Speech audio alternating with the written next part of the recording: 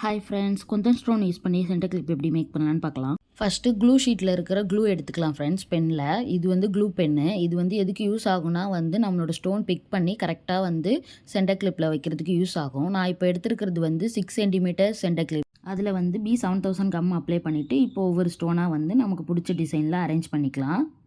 நான் இப்போ அரேஞ்ச் பண்ணுற குந்தன் ஸ்டோன் வந்து 8K ஐ ஷேப்புன்னு சொல்லுவாங்க. கிளாஸ் ஃபினிஷிங் இது. அப்ளை பண்ண கம் வந்து சீக்கிரமாக வந்து ட்ரை ஆகிடும். ஸோ நீங்கள் வந்து அப்ளை பண்ண உடனே வந்து அந்த ஸ்டோன் பிக் பண்ணி அதில் வந்து செட் பண்ணிவிடுங்க. அதே மாதிரி நீங்கள் வந்து கம் அப்ளை பண்ணும்போதே வந்து உங்களுக்கு வந்து ஒரு நூல் மாதிரி ஃபார்ம் ஆகும்.